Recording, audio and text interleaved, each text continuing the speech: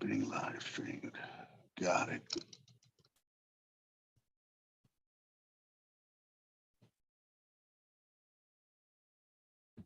Yo, what's up? This is Splendid Radio on PharcydeTv. My co-host Jeremy Scipio is out doing some very special business, a little doper than hitting the comedy stage. We'll talk about that next week when we come back. But I got a very special guest tonight, Mr. Guillermo Eiland, aka Big Cass. What's happening with you, man? My brother, how are you, sir? Oh man, I'm blessed. I'm blessed on the right side of the dirt. That part. That part. On the right side of the dirt.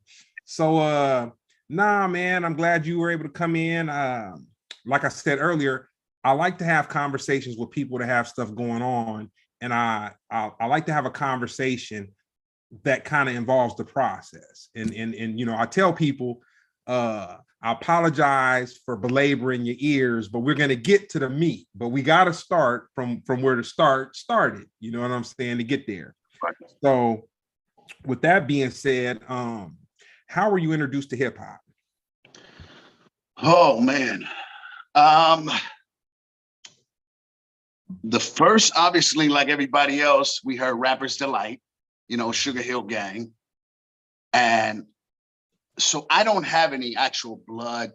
I mean, I've got some half siblings that I haven't seen in years, but you know, the way we grew up, you know, this was your cousin, this was who weren't really your cousins. Yeah. But I had these two cousins, both of them was from Harlem 30s.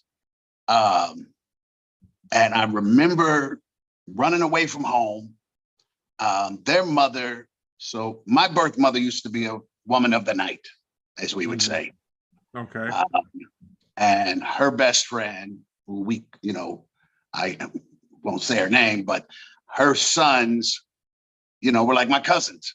So I remember I ran away from home and I saw this blue album cover with, you remember the looked like a train or whatever in the writing, and it said Rapper's Delight, extended version. And he said, man, I'm going up to Sarah High School for a contest for $100 and I got to learn the lyrics. And he started, you know, he had that was the 45. What was the big record? Was it the 45 or the 33? Which one was it? No, the big record was a 12-inch. The 12-inch. Yeah. The 45 was a little small one. Yep. And I sat there, man, and watched him for 2 days straight. Wednesday and Thursday, because the contest was Friday. And I watched him memorize that whole thing, and I was mesmerized.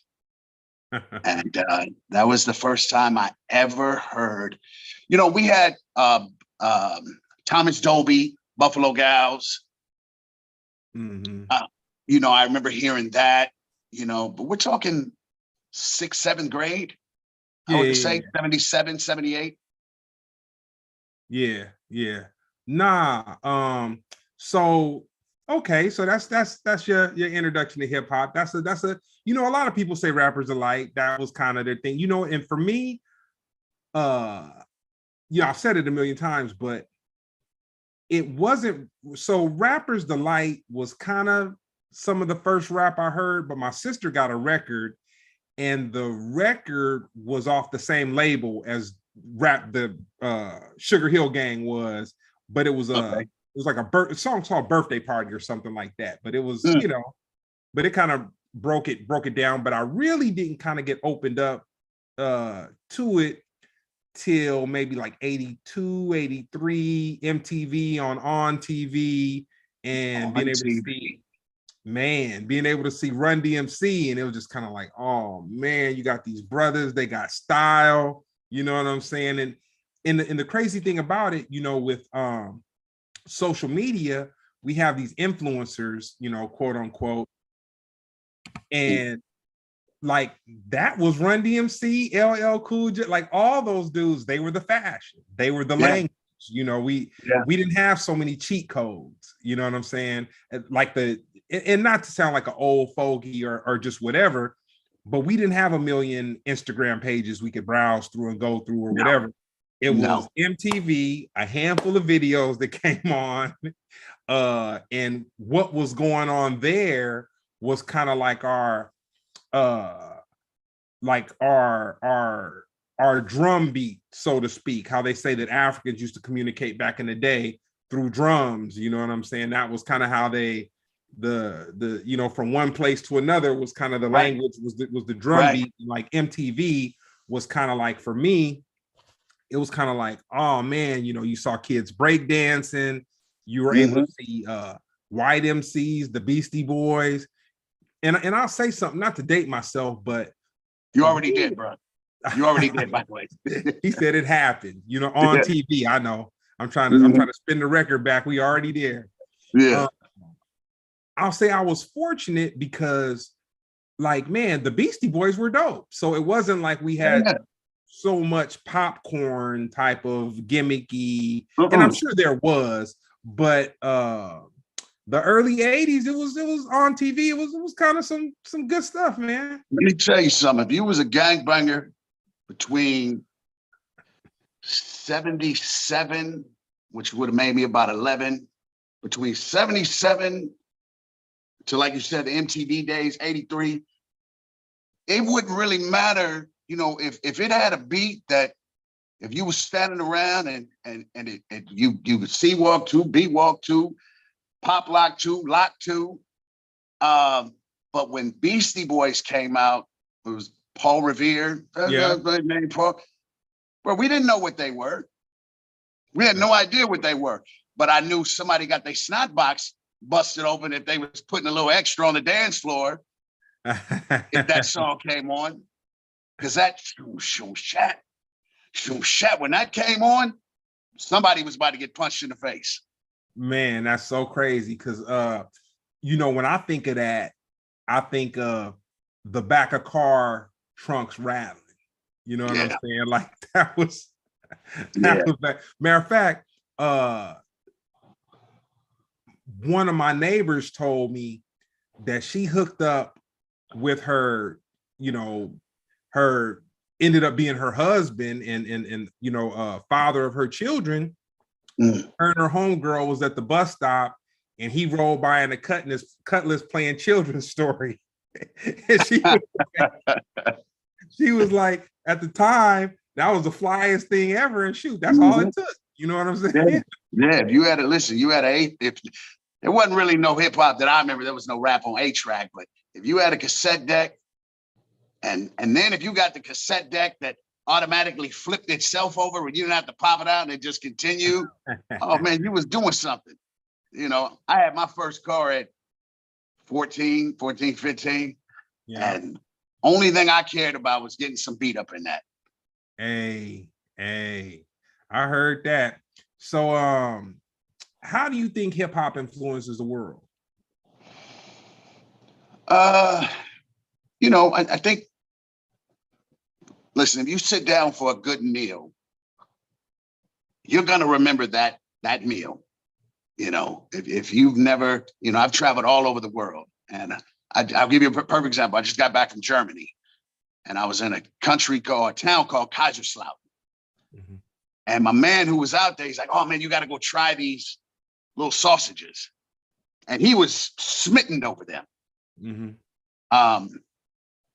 For my ebonically unknown, smitten means he was happy about them. And we sit down, and I look at him like, hey, homie, these is Vienna sausages. I've seen these. You get where I'm about to go with this? Yeah. So hip hop only makes you remember things. It makes somebody comfortable to walk through the door and sit down. It strikes a conversation. It can become a problem. It can become a talking point. Hip hop, because I came from, the gangster side of it, the street side of it, it can evolve into a storytelling that can make your whole night change. You can sit and listen to a song, and hip hop will make you. And I gotta say this, because I'm from LA, born and raised, we said rap. We didn't really say, East Coast said hip hop. So for me, we said rap.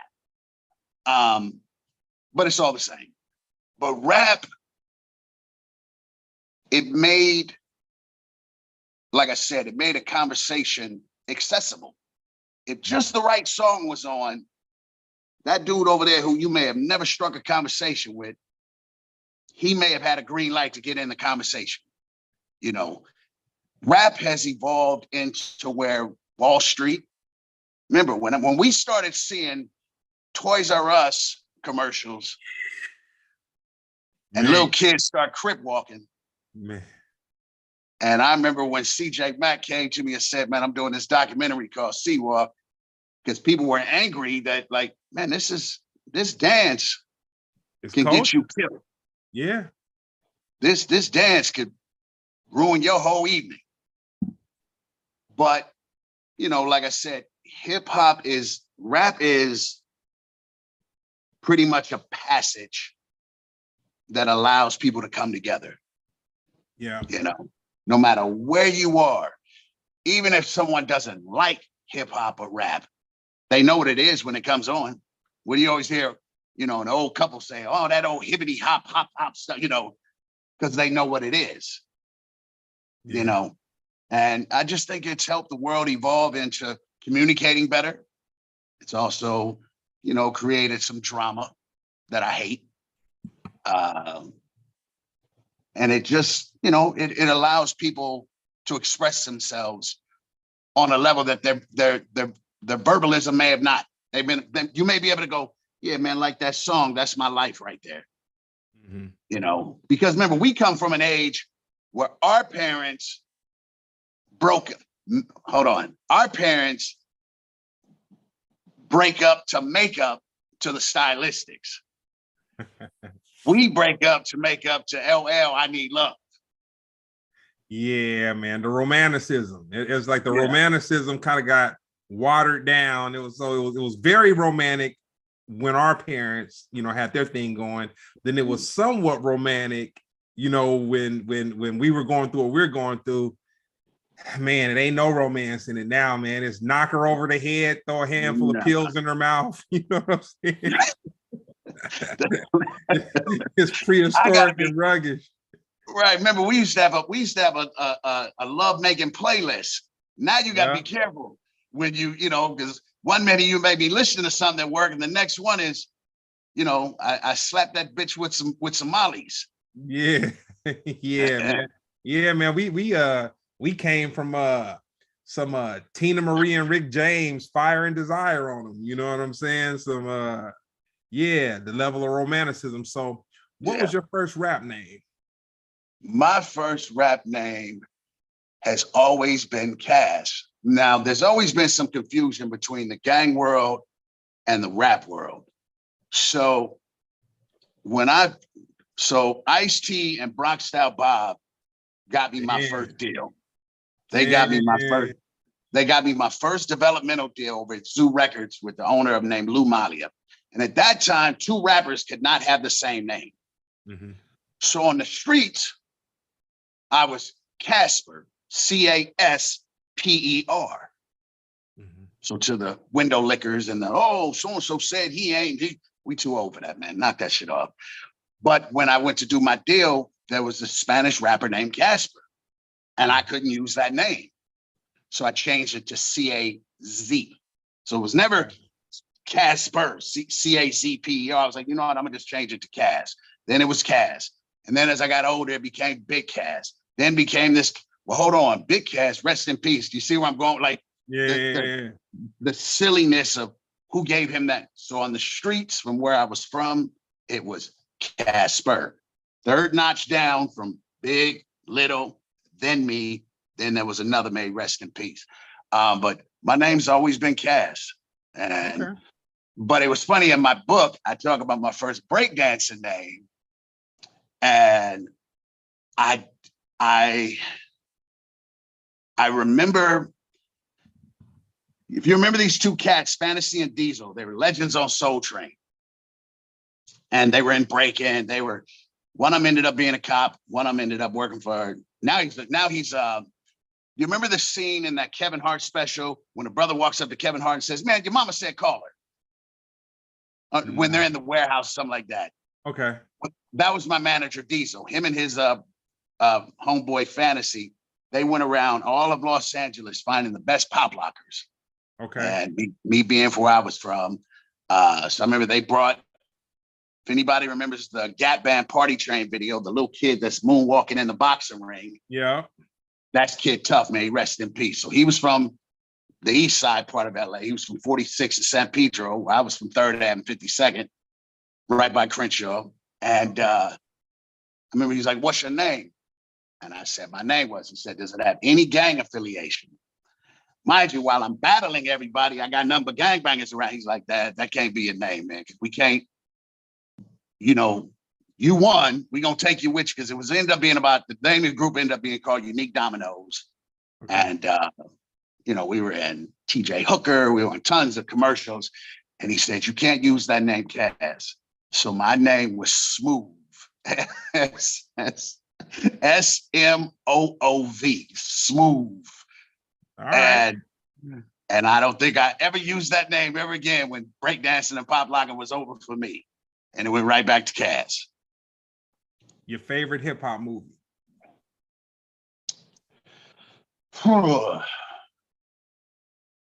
Beat Street. All right, real quick, man. I'm gonna give a shout out to Ben Frank. He's in the chat. He's a faithful Splendid Radio. You know what I'm saying?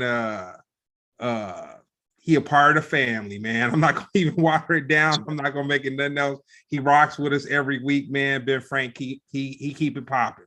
So that's you say Beach. So you say Beach Street. Beach Street. You know, I was in breaking because I was in that group, and Fantasy and Diesel were the two guys that were always behind Boogaloo Shrimp and Shabadoo. They were there. They were part of their crew. Okay. And you know, we were some young cats that were, you'd find us up in Hollywood Boulevard dancing. You'd find us in the mix, the radio, before it became the Radiotron. And Venice Beach. Venice Beach, you know, if you need to make some money. But again, the problem was, if you was a gangbanger, that you, I don't know, man, you know, if we got on a bus and it was like, they didn't, "Hey, homie, ain't you from Whoop-de-Whoop?" So I always had to be very careful where I went. But Beach Street for me, and I remember I only went to Crenshaw for, I said a month. I was actually there 2 months. And it was right when Beach Street came out that summer. Dang. So I get to school, and there was these 5 cats, me and Battle Cat, my childhood homeboy Battle Cat. We grew up 1 block away from each other. We always joked. There was these cats that they told us that was them on the poster, that they went to New York and filmed Beach Street. And we were fooled, like, man, that does look like Thomas. And that does look like Rodney. And I'm believing it. But here's the ironic of the famous phrase that Big Cass always use. People always crack a joke when I say, you can't make this up. There was a cat by the name of Adolfo Alvarez, and he went by the name of Oz. Oh, Oz Rock. Oz Rock. Yeah. So I lived with Oz, and I again ran away from home. I wanted to be you know, I was like, man, gangbanging ain't doing nothing for me. And I really was, you know, I was nice with it. And I saw an outlet. So Oz lived off of 6 by MacArthur Park. And he had married this Filipino woman. And he stayed in these apartments, and he just took a liking to me from the radio. So I ran away from home. He let me stay there. And he's like, my homeboys are coming in from New York. And who do you think walks through the door? Kuriaki, the one who did the Turtles in Beach Street, the fast-ass Turtles. And I'm sorry, Buck Ford did the Turtles. See, you guys are going to try to correct me. Buck Ford, rest in peace. And Kuriaki walks through the door. Kuriaki's the one who's like, yo, you've been bit. And he does the flip and lands. And they stayed at the house for about a month. This was after Beach Street. Sugar Pop came and stayed there. You know, I watched breakdancing royalty. And I was 16, 15. And sadly, Buck Ford and Kuriaki, they both got murdered. You know, they were the best of friends. And when dancing, you know, if anybody could ever do a documentary called When the Dancing Stopped. And, you know, from my understanding, them two had each other killed, and they were the best of friends. you know, that's as far as I want to go with that. But yeah, Beach Street that was it for me. Well, your homeboy Goldie just tapped in. You know what I'm saying? Goldie just called me. I apologize, bro. I couldn't pick up. Yeah, no. And like I said, man, for anybody watching, I understand I'm belaboring you, but we getting somewhere with this. But the whole thing is, you know, my perspective is to interview a person and to discuss where they came from and then get to where they are now. So even though it's what, you know, a little dated and we had to get into the Sugar Hill gangs and all the ins and outs of the beach streets, we gonna speed it up. It's like that movie that's dope. And you just like, dang, when you gonna get there like this? But you know what? We gotta build the characters. We gotta build the characters so you understand what it is. So when did you realize you had a gift for making music? Not till later in life, brother. You know, Ice-T, people always say that, you know, that man is always the beginning of my conversation and the end of my conversation, you know, which I'm sure you'll ask me later when we meet, but I could have cared less. To any element, Ice tried to get me off the street. Mm-hmm. And to any refusal, the street is where I was comfortable at. And he had these two brothers, Hingy and Evil E, Spin Masters. Yep. I want to say, no, they're Spanish, so Honduras. They're Honduran. Yeah. Yeah. And which was the first time I ever saw some black dudes speaking Spanish. So I just thought, man, y'all did good in Spanish class. Yep, dark as me, you know. Yeah, and I'm Latino, so I'm like, and I don't speak a lick of Spanish but my name. And those two took a liking to me, man. And Ice would always just kind of tell them to watch out after me. But honest to God, I did not, you know, Ice used to always say, man, you know, you got that raspy voice, you got a different look, blah, blah, blah. You kind of can rock anywhere. But it wasn't until I didn't get into the music business to my late 20s, 28, 29. Mm-hmm. And it was because I finally came home from jail again. Well, I went back a couple more times, but Ice took me on the road with him. I went to some shows before, but I was just this is my big homie. Yeah. And around 28, 29, which would have been 19. Let me see. I went to jail in 92. Bro, to be honest with you, not to when I came home in 98, which I think I actually was probably already in my 30s. I just looked at it as, at first, a business and a hustle. And then when I started realizing, you know, cats was flocking to me to do songs with me. I remember I did a song with Sticky from Onyx called Money. Mm-hmm. And Sticky did this verse. Actually, it was me, K-Mac from Come on. Comrades. Come on. K-Mac is my homeboy. You know what I'm saying? Me and Kelly lived 8 houses from each other. Kelly lived on 3rd Ave and I lived on 3rd Ave. Hey.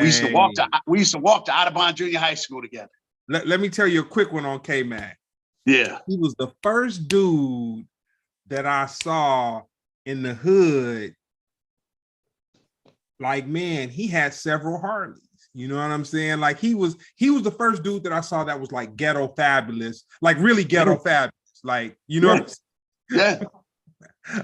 Like, and I mean, this is when Harleys was like 25 G's, 30 G, and at the, you know, in the early 90s, 91, 92, that was a lot of money back then. You know what I'm saying? So everybody didn't just have a Harley, but to have 2 Harleys and have a low, and woo. But anyway, K-Mac's the home. No, Kelly was different. Kelly's upbringing, you know, so I lived on 3rd Ave and 52nd. Kelly lived on 3rd Ave and 48th. So he lived 1 block north of me. And he just was always, you know, Kelly was the first person that I saw with Gucci sewn on his Vidal Sassoon jeans, Louis Vuitton wallet. We're talking junior high school. Hey. We're talking, you know, first month of high school. But it was that song that Ice was like, man, just try it. And I didn't, bro, to this day, I'm not joking. I've never written a rhyme ever in my life. Never. I've never sat down and wrote. You would have to tell me, all right, where's it start and where's it end? And then I'll sit down, I'll put some thoughts in my head. I don't know how to count bars. I've never known how to count bars, nor do I care. I know how to count my bank account. But K-Mac came in and did his verse, who we hadn't seen each other from my prison days, and he came in, knocked the song out for me. And this is at the Climate of Comrades. And Sticky did his verse. And I just, dude did his verse, and we went on about our business till I listened to the song that night. Mm-hmm. And I hit Kelly, I said, cuz, did you hear what this nigga? I didn't get it when he was doing the verse. He did the same verse on the song with him and Eminem. Okay. And which I don't mind. But he basically described the dollar bill from his infancy till big heads. And I went, oh yeah, it's time I take this more serious. And instead of just having a raspy voice, I start putting words together a little bit more. But I would say late 20s, early 30s is when I realized, I had at least something to stop people in their tracks and go, I remember the first time Busta Rhymes ever heard me rhyme. It was me, Sticky, Fredro, DeMizza. DeMizza was the program director of Power 106 at the time. Hey. And Steve Lobel was managing me. And and Lazy, I'm sorry. And I'm standing up. I was still so institutionalized, bro. I still always wore my jumper. Real quick, not to cut your story. Dude, Steve, but I did. I know I did. I got a bad habit with that. But let me tell you about Steve. Go ahead. Let me tell you about Steve Lobel. I never knew who he was until like maybe 10, 15 years ago. But I always knew he was the white dude, bald-headed, Rolex wearing. Always staring at his shoes. But the thing about it, oh man, he's been wearing Adidas since since the first time I saw him, he's rocking Adidas. But the crazy thing about it is, even with me not knowing his name and knowing who he was, his presence, shorter, white dude, bald-headed, might be about maybe 5'8" or so, but his presence was like 6'2". I am somebody, and whoop. And I would always wonder, like, what does he do, or like who? And then when I saw he was managing Nipsey and then all that, I was like, oh, okay, I get it. But his whole aura, and off the air, I'll tell you how we really met. It didn't start out good, but I will never publicize. There was my days where I was angry, and we all had the angry ex-rapper. But we spoke 2 days ago, and then I texted him today, let him know. So hopefully he's watching. But Steve Lobel, stepped in and really guided me to turn my life around. But we were up at Power 106, and I'm standing there in my, my jumper. I was still wearing, basically like fresh from the joint. And I had this joint with J.O. Felony called Pop Pop. And Busta plays his joint, Onyx plays their joint, Lazy plays his joint, and then mine comes on. And, Busta does his face, and I'm just standing up. He turns, he's like, yo, whose song is that? I'm like, that's his. He thought I was Lazy's bodyguard. He's like, yo, son, that's you? And I'm like, yeah. Let me show you how ignorant I was. He's like, yo, my God, he's like, yo, we got to do something. And this was my response. Yo, we cripping over here, homie.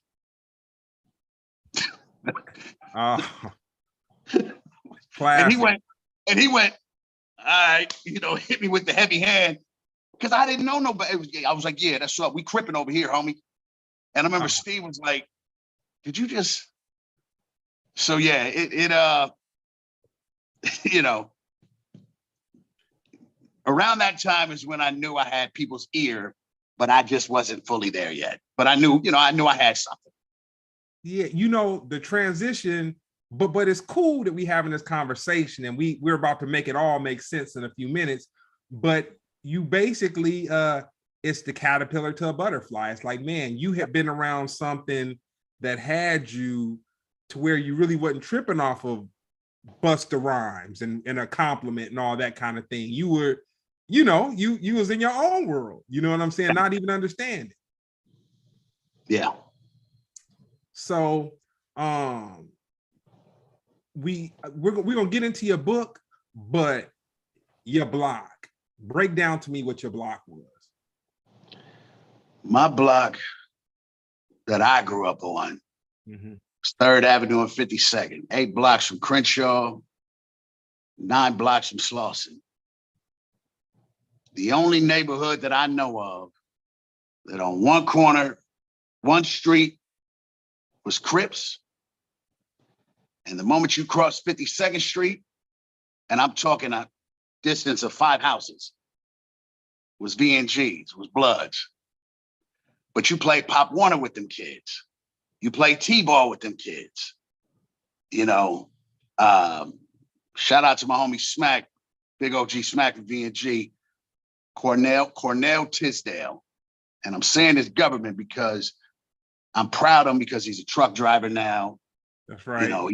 He did tons of prison time, shot, blah, blah, blah. But one thing, we made an agreement that we would never turn on each other, no matter how bad that gang war got. And only thing we had that joined us was Van Ness Park.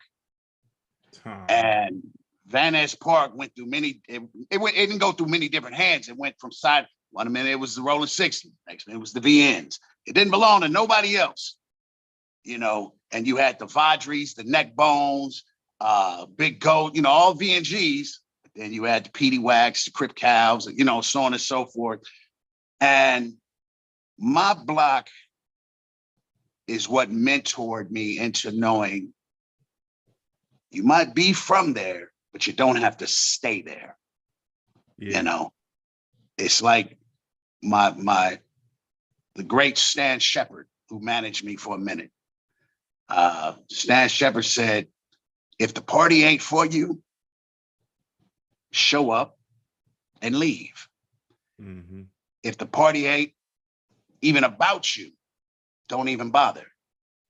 And being from 3rd Avenue, watching, and I was there when, I talk about it in my book, a gentleman by the name of Joe. Joe was the last white person, with the exception of my birth mother. Joe was the last white person on our whole block.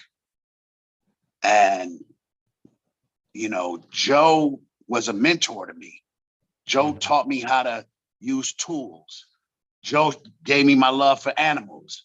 Joe gave me my love for, being sweet to women, because he was married for God knows how long. And Joe was already had to have been in his 50s when I met him at the age of 10, 11. And, I talk about in the book, something happened to Joe, which you got to read the book to find out. But that block taught me what street football meant to us. That block taught me why you never play too close to the cactus bush. That block taught me why you came in when the street lights came on. Man. That block taught me who's that car that you never seen before. That block taught me Pickle's pig feet sitting on a corner with a blow pop. And a pickle, a big fat dill pickle. Big fat dill, and that's gonna go over most people. But a dill pickle with a blow pop, or a Pickle's pig's feet that I would not nowhere near put near my mouth today. But it taught me what the donut truck meant. Taught me what the ice cream truck meant. It taught me what the true statement of Boys to Men meant. And a lot of times people don't realize that famous picture of Nip standing in the middle of the street with the horse, with him and his wife. That's Third Avenue. Palm tree. Yep. And the That's palm Third tree. Avenue. And every time as my daughter, I got 4 daughters, and as they got older, you know, we always went to the neighborhood. You know, that old saying, you can't come back to the hood. First of all, A, why would you want to sometime? But 2, you want to go back to where you were from. And or for certain girls I dated, they'd be like, oh my God, these palm trees, this doesn't look like the ghetto. Well, the bullet don't know nothing about them palm trees. Real quick. The homeboy, he's the head honcho of PharcydeTv. He's responsible for me having the podcast, all ins and outs. He wants to know, did you know Monster Cody? Yeah, I knew Monster.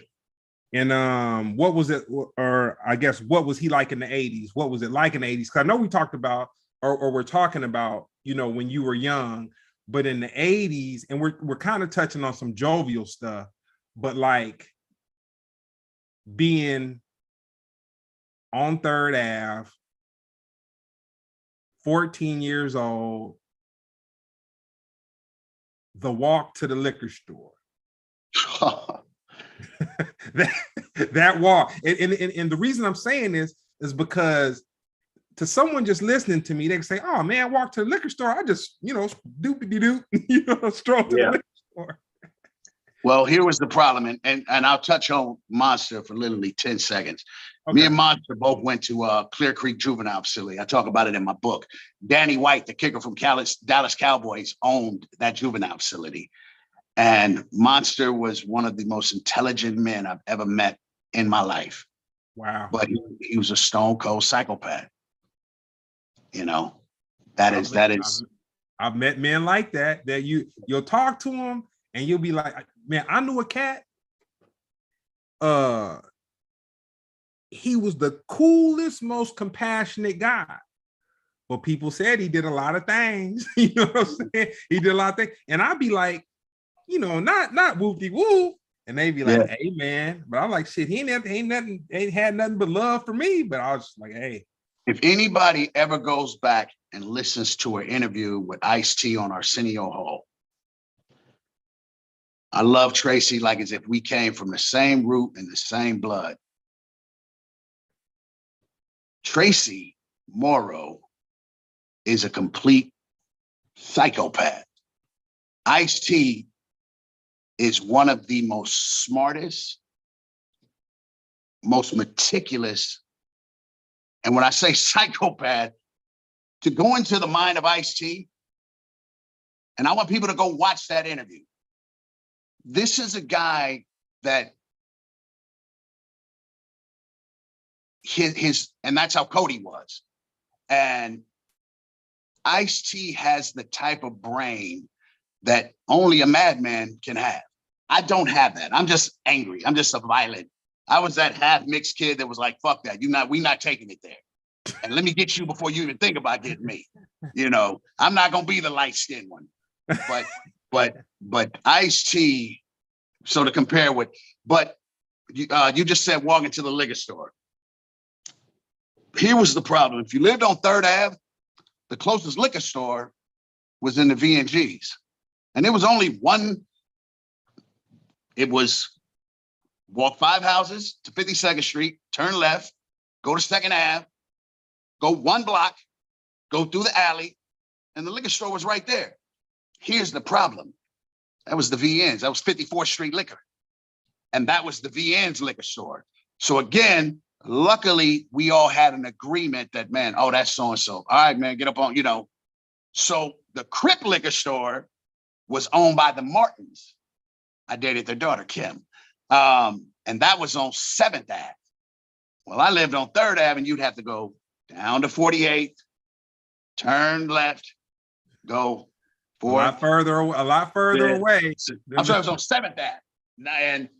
And as the years went on, you went to that further liquor store. Because as you got older, you know, those passes weren't that they weren't that handed out. So yeah, handed out. So yeah. You know the craziest thing about it though, some of the hardest, most gang bangingest cats could be the coolest cats in the world, Oh, man. yeah.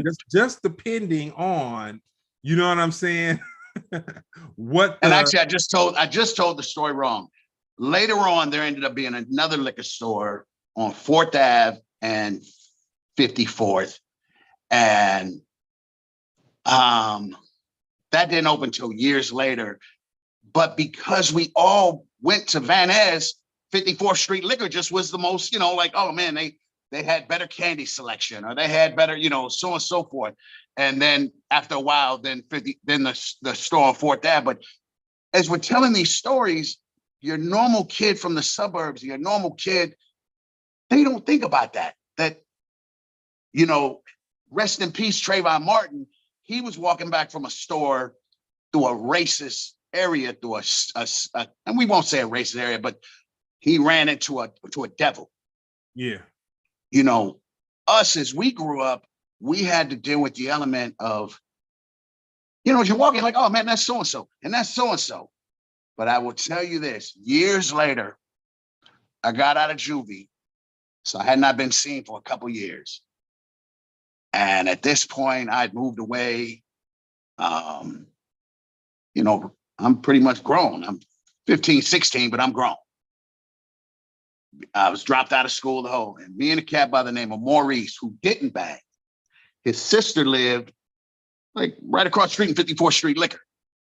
Well, nobody from my, you know, who I grew up with lives over there on 3rd Ave no more. So I'm visiting Maurice.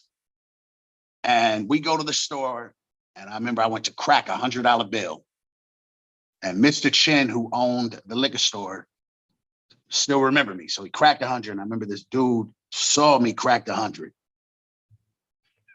I'm Casper, rolling 60s. And I didn't know who this dude was. And I remember he followed me and Maurice, like, hey man, hey, where y'all from? Whoop-de-whoop. And let's just say that it didn't work out for him, but it reminded me, bro, you know, your name ain't always gonna carry the same weight to somebody new. Yeah. And when he saw me, you know, there's an old saying, there's a sheep and that's a wolf. And what he was the wolf at that time, thinking he called himself some sheep. But now we was wolves in sheep's clothing. And but at that point, I remember watching the muzzle of the gun, and it wasn't until I said a name, and then he got reprimanded for what he did, because, you know, but his whole thing was he wanted that whatever was left from that 100 that we cracked. Dang. You know?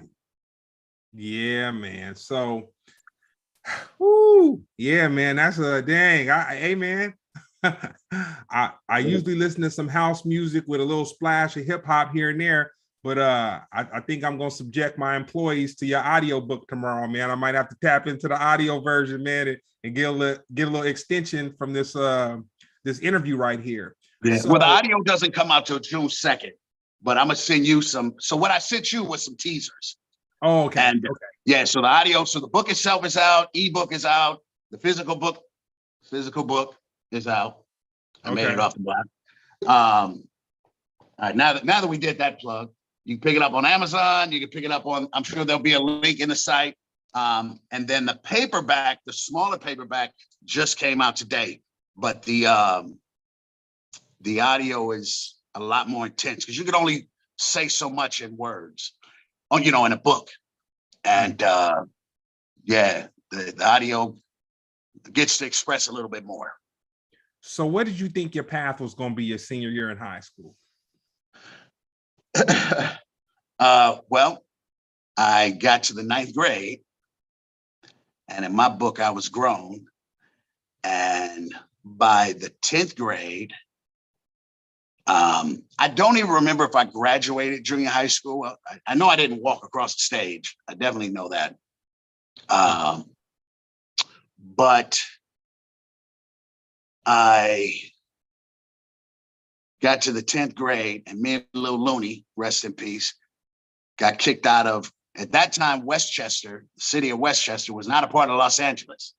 So they had moved you. So basically, in order for you to get to Westchester, You had to get kicked out of a couple other schools for them. I got kicked out of Crenshaw. And they sent me and Lil Looney to Westchester. I lasted a little bit longer. Looney lasted, I think, 2 weeks. And then they kicked me out of the whole LA district and sent me to a school called Bassett in La Puente, California, which Damn, is they didn't even send you to the Valley. They sent you. No. Listen, they sent me to Manual Arts, and Manual Arts looked at my transcripts and went, yeah, he ain't gonna last a day here. So they sent me to, and I had a 240Z at the time, and they kicked me out of the whole LA County district, and I went to Bassett, and that didn't even last 2 weeks. So I don't have a senior. Real quick. Yeah. For those watching, at the time that he's referencing, he had a 240Z. He might as well had a Benz coupe. You know what I'm saying? It might as well have been a Benz coupe. Yeah, I had that with the T-top. No, yeah, it had the T-top with the bar in the middle. So my dream would have been, for my senior high, I had a daughter by then. By my senior year, I already had a child, or was expecting a child. My dream, to be honest with you, brother, I didn't have one. Wow. Most cats, I'd love to sit here and make this sound. I talk about in the book, the first word I ever learned was archaeologist and encyclopedia, And I as a kid, I was so infatuated with Tutankhamun, King Tut. And I remember my English teacher took me to go see the exhibit. And then later that day, I ended up having sex with my English teacher. And I was every bit of 13 or 14. I was a very mature, narcissistic little manipulating little son of a bitch. So what should have been my high school years, no, I was adulthood. I was already in the streets. I was already manipulating women. I talk about it in the book. At the age of 14, I was dating this 29-year-old German woman. The chapter is called Gigi. She was this woman from Germany. If you remember Florentine Gardens, she was the mistress of the owner, and so I was always in tune with an older lifestyle. So I honestly don't have I can tell you I had no goals other than selling drugs. Balling. Balling was the goal. Yeah, and then I was such a frugal drug dealer because, I was dating someone who lived in Beverly Hills, whose father was very, very, very famous. I talk about her in the book. And then I had a child by one of her employees. Listen, until you get the haters that I've gotten. Hey, IC always says a lie is always more entertaining than the truth. And then when the truth comes out, then it's always like, God damn it, I can't dispute, I can't whoop Kaz. So let me try to make up, that's social media to these days. But I've had an eclectic life where I was always right on time, but I didn't overstay my time. I'm going to repeat that. I was always right on time, but I never overstood my time. I've always made sure I was okay. Pennifinis or Penny Feathers or Oscars or Odyssey or 321. Those were the clubs where the kids are. Well, I got them fundamentals, them candies that they gonna need. And I was just a guy that always never tried to fit in, but was just on time to get a piece of something. You know what? I'm gonna give a shout out real quick. We got a shout out from Muay Thai Gym, and then we also have one of my favorite people in the world, man. Dr. Nicole Alexander. She tapped in, you know what I'm saying? Said Spalding. You know what I'm That's saying? beautiful. Big, The big Muay Thai boy. gym, that's my gym. That's where I train at. Yeah, Dr. Nicole Alexander, big boy's little sister, man. She my heart, man. She's a Oh, very that's beautiful. yeah, very special young lady.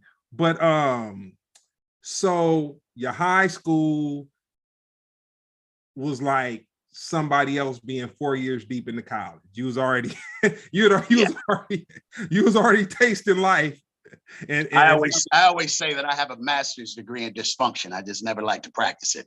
But that was my degree, dysfunction. Yeah. And you know, the crazy thing about it, you know, me thinking back to that time, I was square as a pack of cigarettes. Like I came from Harbor City. You was L7, as we say. Man. L7. But the thing about it is, I would be around the element, but they would always be cool to me. You know what I'm saying? And I wouldn't understand the fangs hanging, you know, saliva dripping off the fangs until I saw something that activated these dudes into something else. And then I'd be like, dang, this, you know, like, right. I'm like, what just happened? Like, it's funny for me to reminisce real quick, and then we're gonna move on. I can remember being at house parties, and everything is cool. You know what I'm saying? The hood always had to find its girls. You know what I'm saying? Had to find its girls. But then once some Zap come on, once Needy come on, it's like, oh shit, some shit about to jump off. It's time. Like I'm not sure if I want to just keep dancing to this. Let me just kind of back away from the dance floor a little bit before the monster mash. You know, the monster mash. And think about what you just said. A song can set the evening or fuck the evening up. Hey, there was three elements to a party: getting it cracking, keeping it going, or fucking it up. And only stories I ever have is, bro, don't put no Commodores on. You know, I just want to be what you want me to be. Oh, music. Oh, if that automatically we turn into paraplegics, and we was you know, we turned into do not let. I mean, you can just go down the row of songs that, and then don't play the wrong song at the wrong party in the wrong neighborhood. You know, don't play no Rick James Cold-Blooded at a Crip party. I was very lucky, man. I was very lucky. I got to watch from a distance. I was pretty much the first out in front of the house with the gun smoke going on, trying to figure out where I'm gonna rendezvous up with the homies, and we're gonna safely get away, make sure everybody got out. You know what I'm saying? Safely. Yeah. But with that being said, how did you meet Ice-T? Because you talked about how he took a liking to you and everything, but like, how does Ice-T and the thing about it was, you know, I had a next door neighbor, and he used to come over, and this was maybe a little bit before breaking, but man, he was always fly. He had the red Porsche 911, you know what I'm saying? And I was just like, had the perm, the Kango, and I was like ahead of his time. I met Ice when I was 10 years old, and I went to St. Cecilia, which was a Catholic school on Normandy. And Normandy, the public school, was right down the street. So of course we had to fight those kids, because if you were a Catholic school kid, they thought you was, you know, cupcake, you know. And let me tell you something, back in those days, remember the drafting pencil that had the pencil on this side and then had the, that was artillery for me. Oh, nigga, I will have you looking like a porcupine. And but I got kicked out of St. Cecilia, and you kind of notice how this rotation goes. I got kicked out, and literally I lived around the corner from Angeles Mesa. You know, I'd go there after school, you know, but it was like, I knew that's where the bangers were. I knew that's where the Crips were. And at this time, there was really no, it was rolling 60s, but it wasn't as prominent. And I went up there and I don't even think I think, oh, my next door neighbor, David, I talk about it in the book, but I literally can picture it. I saw this dude in this silk shirt with this perm to his shoulders. I can tell you the color of the shirt. He had on some like mauve, they were called tailor-mades. They were pants. And they had the buckles on the back and the buckles on the front. And, you know, you could only get them at Sir John's over on Western. And he was playing as Stacey Adams. Him, cat by the name of Leon, who was a player, another cat named Durrell, then the twins. And I just remember seeing him. And I thought this dude had to have been in his 30s. And it turned out he was only 16, you know, because Ice is, well, no, he would have been, so he's 10 years older than me. So yeah, he would have been 18 or whatever it may have been. But he looked so grown. Mm-hmm. And man, I ain't never in my life been in awe of a man. But that cat, because he was light skinned, he had light eyes, and he just had a dirty ass twang about the way he talked. Like, nigga, he was a bitch. Nigga, you know, and he did not buckle to nobody. Because you knew when a nigga was catfish. You knew when he was just, he was completely a window liquor cupcake. And Ice, if it came out his mouth, he meant it. And was he a great basketball player? I don't remember that. I just remember him talking shit and he stayed on that court. And he didn't, you know, I went and sat down and was smoking weed then. I never really liked weed. I just was kind of trying to be a part of it. And I wanted to look grown. And I remember he looked over at me like, dumbass. I've never seen Ice. I think I've seen Ice sip some champagne once. And we're talking a 40-year relationship. Yeah. Never seen him drink a beer, not a mixed drink. I've never seen him smoke, nothing. And so it didn't click that day. And then my older sibling, in my book, you'll hear me always say, I don't ever say brothers and sisters. I say siblings because I don't recognize them as my brothers and sisters. So the older female sibling, she was a cheerleader up at Crenshaw, and I went up there to a game, and I'm standing by, and Ice is walking by, and at that time, he just went by Trey, Crazy Trey, T. And I'm like, what's up, T? Remember me? And he's like, oh, what's up? He's like, that's your sister? But it was like, oh, that's your sister? And he became a little more friendlier that time. I talk about in the book, I don't know if they ever dated. I've never asked him. You know, I think he smiled a couple of times when I brought it up. But that's how we met, just through the neighborhood. And I would always be going to juvie, in and out. And every time he'd see me, I'd come home, a little bit more yams. And he'd know, he's like, we just came home from juvie, just came home from jail, just came home from prison. And finally, he was like, look, man, come up to the house. And I think I was, you know, still in the street game. And one of his producers, SLJ, wanted to buy this Benz that I had. And I go up there and he has Darlene write the check. And he's like, what are you doing now? I said, I bought a house up in Palmdale when nobody knew what Palmdale was, paid cash for it, the stankiest, disgusting money you could think of. And he was like, man, why don't you come around? And real quick to spin the record back real quick. For those who's not understanding, describe the house. You went up to the house. Oh. So how was Ice-T living at this time? Now you got to remember, I've known T when he was at the apartment in the hood. We never knew, let me take that back. We never knew where Ice-T lived when we were in LA. We always thought he was from 40s, was from 60s. We didn't, but then he had an apartment up on Los Feliz. And that was cool. I went inside a couple times. It was a cool 2-story like town. But when he got that house up in Hollywood Hills and you walked into the living room, remember? Then you step down. There was another living room over there. There was another one over the right. Then the kitchen was straight across. And then you went downstairs. Did he have the Shark Tanks then? Didn't have it yet. Okay. Didn't have the pool. Didn't have the pool built yet.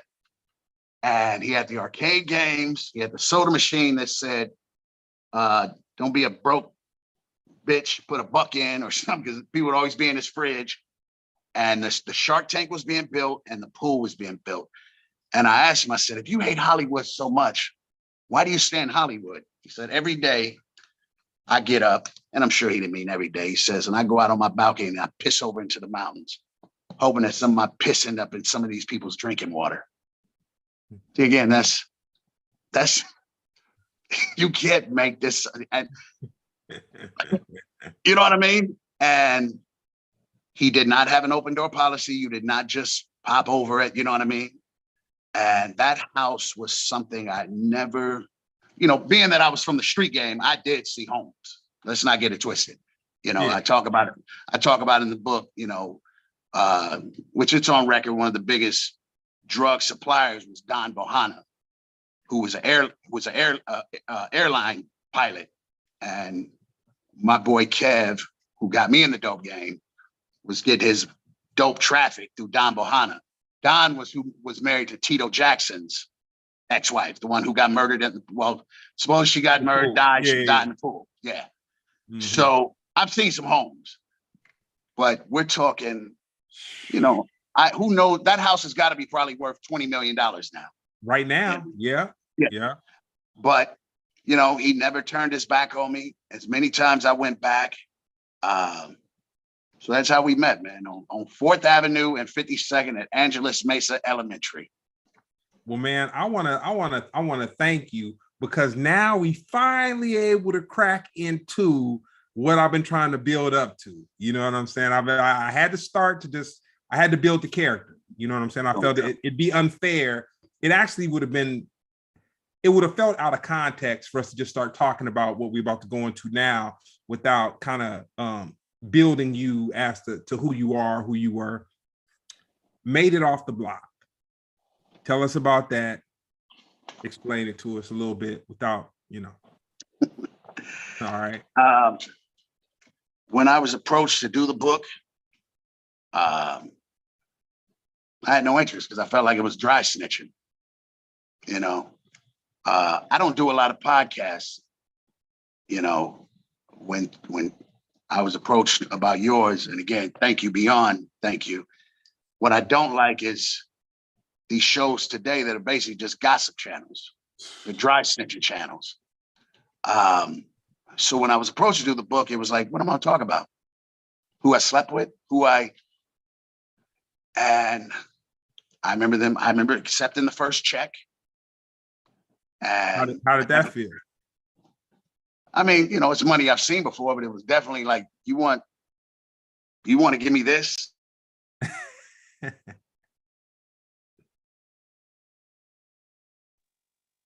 You there? All right. Yeah, we back. I'm expecting company, so if I tick out for a second, I'm just going to go answer the door. No, it's not good.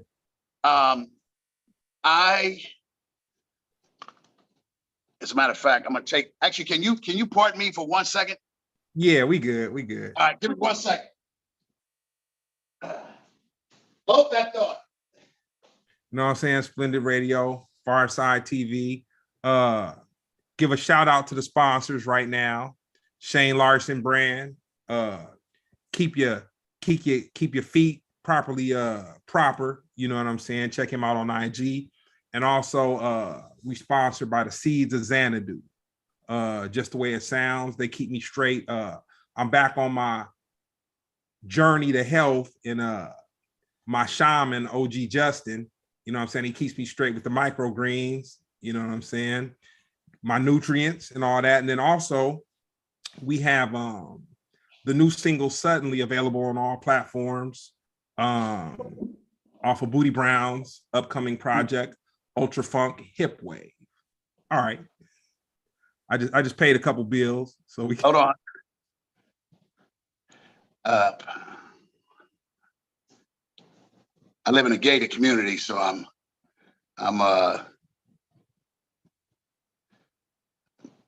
All right. All right. Now I'm gonna step away in like 2 minutes, but we're good. You know, what was the question that you asked me? How was it like getting that check? And then you kind of went into the check was nice, but I sat on the book for about a year, and I was talking to Ice, and Ice was like, look, hire a ghostwriter. And I thought ghostwriter meant somebody that's going to tell your story for you. He's like, no, you don't, like, I don't know where to, like I said, I've never written a rap. I've always just off the top, but I don't know where to put a comma, exclamation point, nothing. And he explained to me, no, get somebody that knows how to put the book in context and verbiage. Mm-hmm. And at this time, the publishers want their money back. So this gentleman, we started writing the book. What we're doing right now, we start doing Zoom calls. Mm-hmm. And he'd tell me to write down 10 things and then put a little context with it, which I did. And did not want to pay him what he wanted. But in the end, it was beyond well worth it. And the book, if anybody would wonder, why would I get this guy's book? Well, I'm not going to go onto a podcast and tell you all my crime stories and snitch on myself. Good for you. But I will tell you, as LA Times, who just did a review on it, LA Times said, Guillermo Big Cass Eiland was one of the most notorious drug dealers. I'm sorry, Guillermo Big Cass Eiland was one of the most notorious, charismatic drug dealers out of Los Angeles that wouldn't be just the drive-by shooter. He'd be the driver. He'd be the one, he'd be the enemy. I mean, the write-up is so, and you kind of want to go, thanks. But I don't spin a tale. I tell it the way it was and the way it is. And the book documents the involvement of Los Angeles and a young mixed kid that didn't know what he was, didn't find out 2 years later, stuff about my birth mother that comes from the root of Los Angeles. And we're talking from every known spot on Crenshaw, I had some dealings with it. Every known spot in, like you said, Venice Beach or Santa Monica, I had some dealings with it. And it, hold that thought. So a word from our sponsor. So make sure you guys tune in to Splendid Radio on PharcydeTv every Tuesday, 8 p.m. Pacific Standard Time. We appreciate your patience.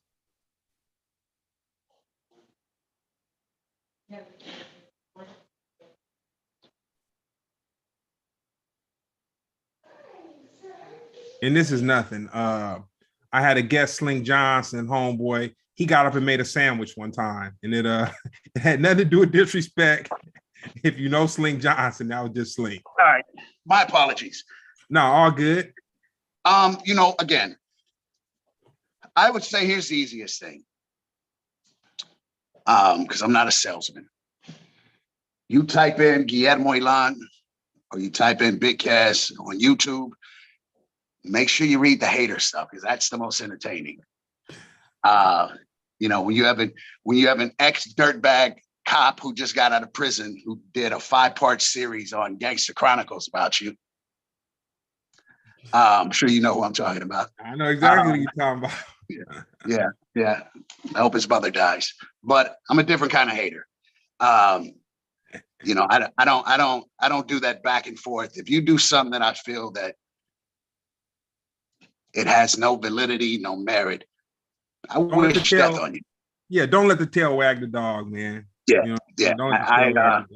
It is the shortest stories I will ever tell when it comes to haters. But if you're talking about a guy that comes from the bottoms of the bottoms, that with the exception of, as I was writing the book and I'm telling a chapter about how I ended up becoming a child model for Nina Blanchard. Nina Blanchard was the biggest modeling agency in the world. She discovered Cheryl Tiegs, Christy Brinkley, Ted McKinley. Now you go, how did this Crip nigga, this ex-Crip nigga just go there? Exactly. How did a story, and then you can go and type online and see pictures of me, and I was this catalog kid, I was this movie kid. How does this guy become in this music business? How did he end up in Bone Thugs and Harmony? I ended up taking over Mo Thugs. But the book, what I hope people take away from it is it is possible to get off the fucking block. Mm-hmm. There's no such thing as you got to get socked out, you got to get packed out. You know, the book tells you how you get off the block.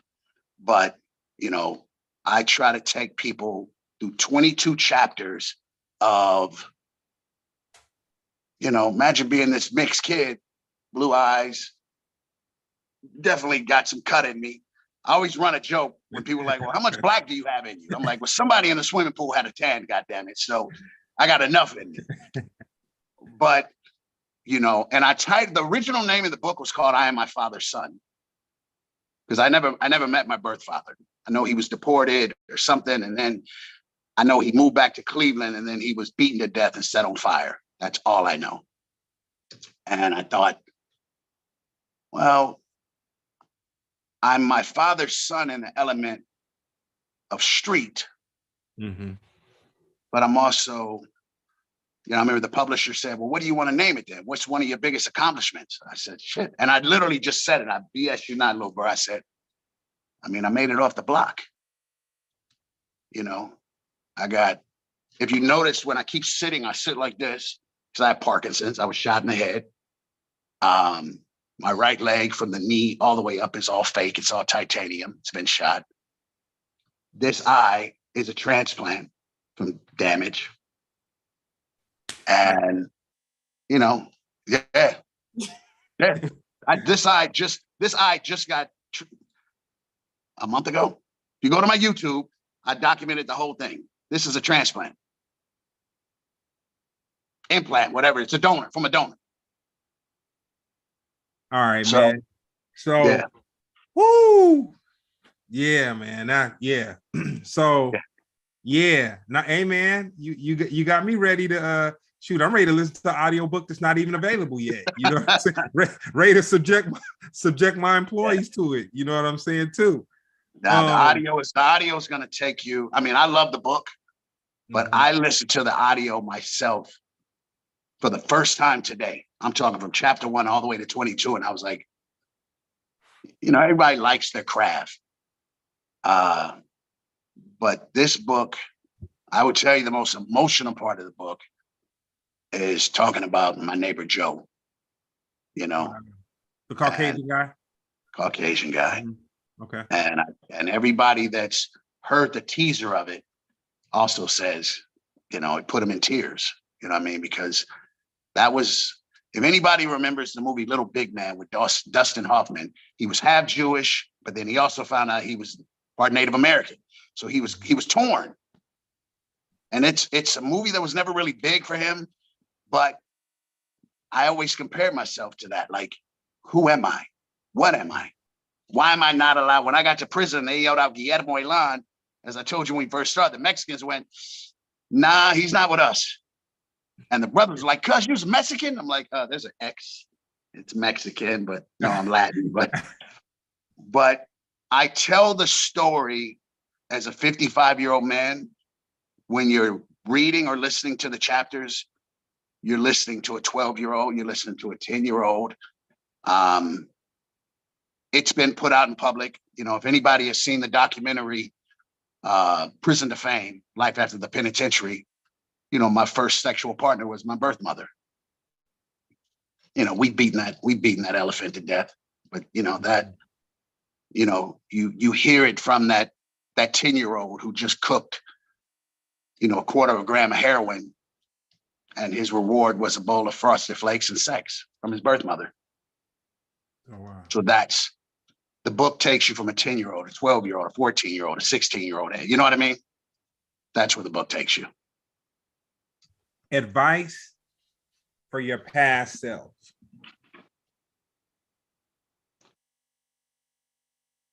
Always be on time, but never stay past your time.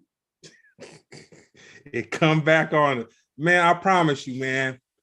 I can't promise you that I'm gonna read this book, but I'm gonna listen to it like a mug, man. I'm already, it's riveting. Just I from what appreciate you, it, bro. just from what you and man, we ain't even started yet. Cause like I'm gonna tap back in with you on a couple other things. Cause and like I said, when we had our the first conversation about the podcast, everything, I was like, I'm not on no weirdo stuff. Like, man, I don't like to dwell on, things that are, the weirdo shit. I'm not about that. I'm about more or less the story and who the person is. You know what I'm saying? So we're gonna wrap it up, and I'm gonna ask you the last one. We've all made it through COVID, thank God. Yes. How do you see social progression going in the next 2 years? That is a damn good question. How do I see social progression? Everybody's in this internet keyboard cowboy phase, like we spoke about earlier before we start the podcast and into the podcast. Everybody's kind of on all this drama. You said people are dry snitching, and it seems like the new entertainment is just drama, people telling on themselves and all that. Where do you see us going? Every day I want to. So all I have is Instagram. I have a YouTube, but I don't do anything on it. If it's something I put on Instagram, I'll put on YouTube, but I don't do any vlogging or any of that. Mm-hmm. Every single day, and Ice will tell you, Ice will tell you, anybody will tell you, D Tragic will tell you, my publicist Chino XL will tell you, I am the most literal fucking person in the world. I want to delete my Instagram every fucking day. I have 106,000 people that follow me, and I follow a little over 100. Out of that 100, I maybe know my birth sister, my niece, my publicist, Chino XL, my new artist, Greedy Gonzalez, who I signed to Mo Thugs, my brother KP, who we just redid. If you remember the song Ghetto Cowboy, we just did a Ghetto Cowboy 2023. It's number 6 on rap right now. We shoot the video for it June 2nd. You notice I don't curse much. I fucking hate social media. So I'd rather answer the question, take social out of it. Where do I see human climate? Okay.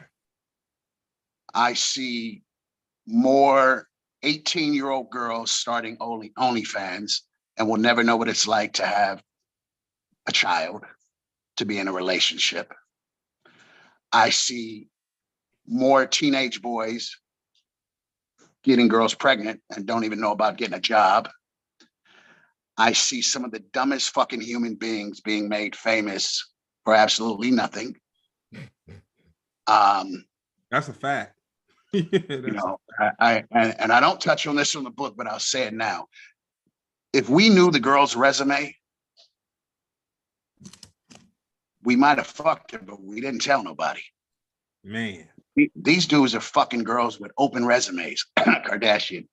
And I'm talking resumes. We didn't.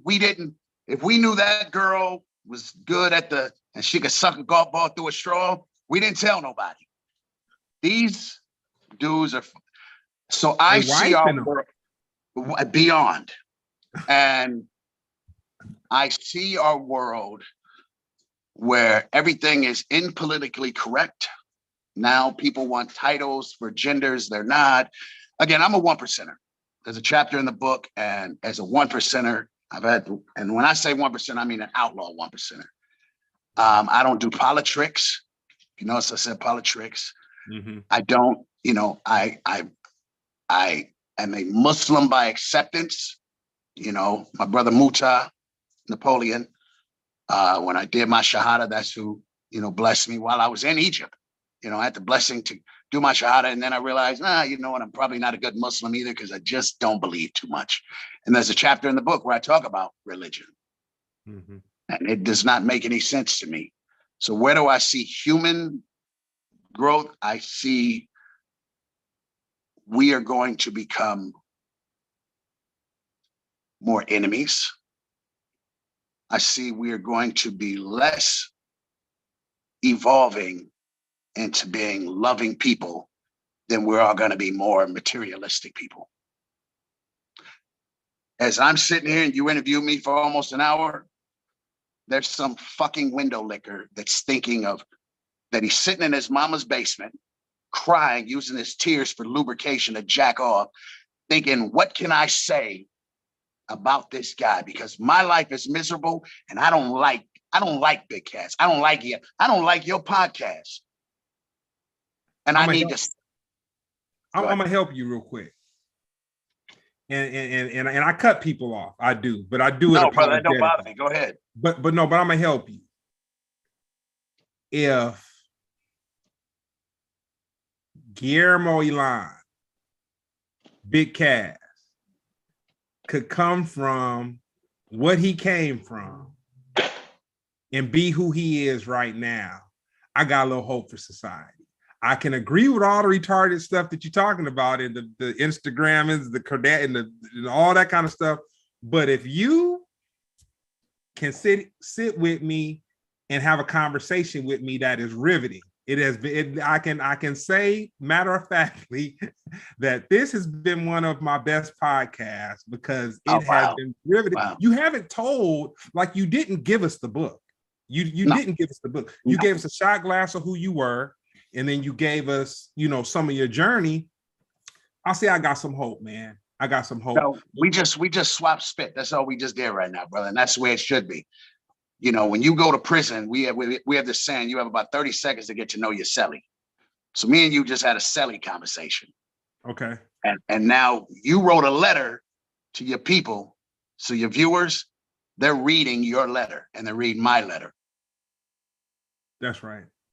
You see what I'm saying? And through and through, I'm a dad of 4 amazing young ladies. I got no grandbabies.